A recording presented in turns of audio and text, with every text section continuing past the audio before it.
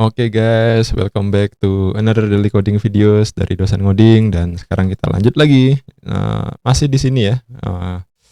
Di sini coba kita running dulu.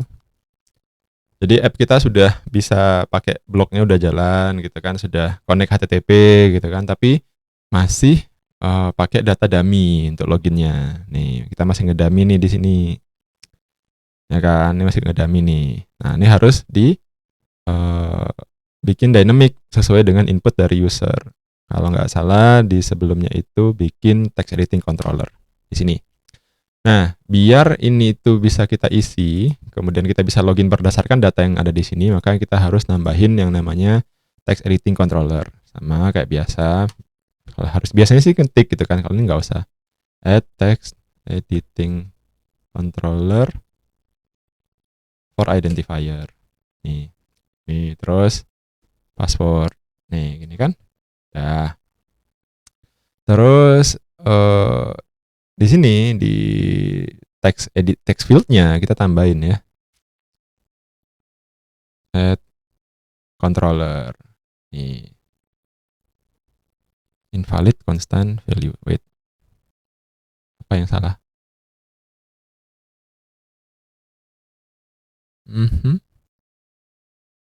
Oh ya, bentar ya. Nah, ini salah nih. Nah, kenapa kok error ini ya? Ini bisa teman-teman tanya pakai ini juga, why this code throw error invalid constant value. Karena saya sudah tahu jawabannya sih. Cuma ya biarin aja. Kita ngetes sih si Copilot-nya bener ngerti gak sih? Kan? Oh ya ngerti. Ternyata apa?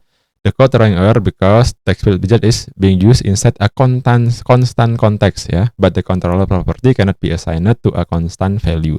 Intinya kita nggak bisa pakai const kalau kita mau pakai controller, itu aja. Kita accept. Nah, pinter ya dia ya. Oke, nah tapi di sini dia protes lagi nih kan. Ya kita kasih sini. Ya kasih aja lah gitu kan. Udah beres. Decoration udah, assign. Terus sama kayak gini. Add udah, obscure text udah. Add controller, password controller, tapi ini kita juga buang ya. Nah, udah. Terus biar ini enggak protes, kasih const. Udah, beres masalah ini. Nah, gimana caranya ngisi ke sini? Nah, isi ke sini adalah dengan ini. Call login event with identifier and password. Nih. Nah. Tapi nggak ada ya login event ini ya. Nah, ini adalah salah deh ya. Context.read. Kalau nggak salah ini gini ya, kalau nggak salah ya. Login block.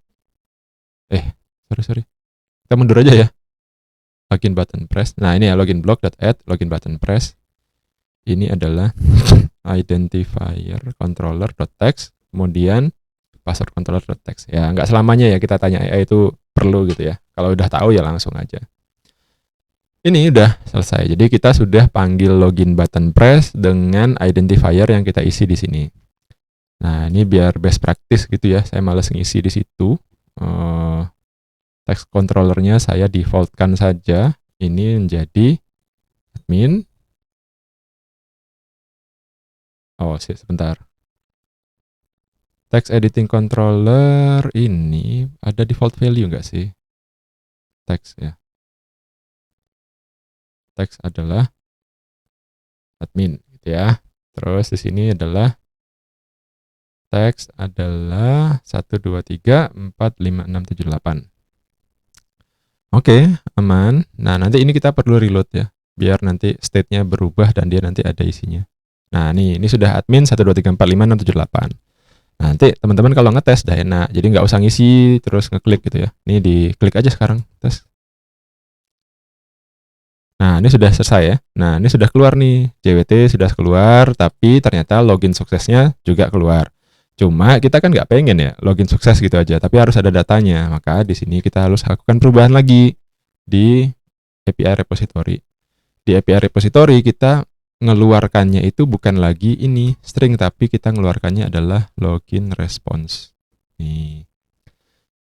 Karena kita mintanya keluar login response, maka responsnya ini nggak bisa string lagi, teman-teman. Nah, ini di fix aja nih.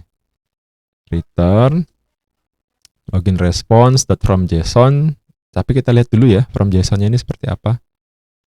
From JSON-nya ini adalah string data ya. Nah, ini berarti kan mintanya string, tapi kita ngasihnya adalah JSON decode. Nah, jadi salah. Ini jangan ya. Kita langsung aja ini ke response.body. Nah, kayak gini. Udah. Response.body sudah kita keluarkan. Kemudian kita akan pakai dia di sini ya. Di mana ya? Di.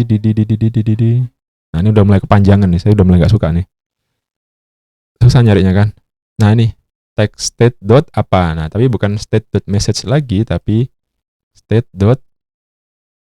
Oh iya, masih state dot message ya. Kenapa? Karena di login sukses ini kita ngasih parameternya itu adalah message gitu ya. Harusnya bukan message lagi, tapi kita harus ganti menjadi final login response. Dan kita akan keluarkan ini dari sini, kita tambahin ini. Nah, kayak gini. Ini berubah ya kan, berubah jelas, pasti nanti berubah ke login block kalau nggak salah. Coba kita lihat ya, login block. Nah, ini bukan ini nih, message. Oh iya, ini bisa sih. Kenapa kok ini bisa? Karena responsnya ini tipe datanya adalah login response, teman-teman. Jadi bisa. Oke. Login field masih bisa juga, aman. Kita lanjut ke sini. Nah, bukan message lagi, tapi text.state.login response. Nah, ini macam-macam. Kita mau nampilin apa nih? JWT. Boleh. Tapi tidak bisa begitu, .toString. Dah. Oke, dia error ya. Kita coba dulu. Kita send. Nah, udah keluar. Keluar JSON-nya, guys. Udah, butuh apa lagi gitu kan. Return-nya mungkin di sini kita perlu di wrap with widget gitu ya. With column mungkin.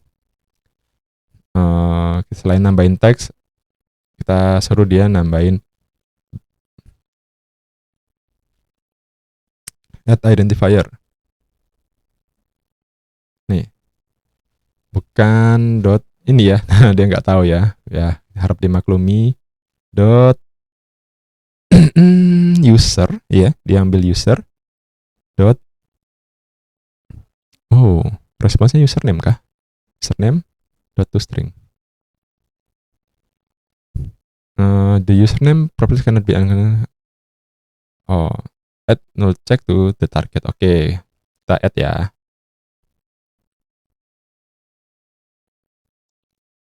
Add a null check. Nah, dah. Beres sih harusnya ini. Tuh kan, udah keluarkan adminnya. Tada, selesai guys. Udah, beres kan. Nah, tapi tadi mungkin agak sulit ya memahami kenapa kok bisa diganti, terutama di sini ya, login state diganti jadi login response. Kenapa kok jadi login response tiba-tiba? Terus kenapa kok API repository-nya ini jadi login response juga gitu ya? Karena kita pengen datanya dynamic sesuai dengan response dari API. Nah, inilah cara merubahnya, teman-teman. Nanti coba diperhatiin lagi. Ini saya response body saya hapus, sudah nggak butuh. Nah, ini udah beres nih. Nah, enak kan? Jadi kalau teman-teman ngikutin suatu progres pekerjaan itu step by step ya, day by day, kemudian memahami konsepnya dengan baik dan ada penjelasan yang oke juga dari dosennya gitu ya. Nah, saya bukan berarti ngeklaim penjelasan saya oke ya, tapi teman-teman pasti bisa lebih paham gitu ya. Dan sekarang untuk ngoding itu sudah ada banyak tambahan, udah banyak tools, apalagi AI yang bisa bantuin kita untuk ya nyanain error, melakukan codingan-codingan yang nggak penting gitu kan, itu udah bisa dia bantu. Oke, itu dulu. Thank you sudah nonton. See you in the next video. Seperti biasa, jangan lupa support saya dengan Saweria, join membership, join Udemy, pakai link saya kalau yang Udemy ya. Oke, thank you. Jangan lupa, oh iya, join lah ya. Joinlah ke Discord group dan WhatsApp community juga. Nanti akan ada update terbaru tentang apa yang akan kita lakukan terhadap dosen ngoding ini di tahun depan. Ya, see you in next videos.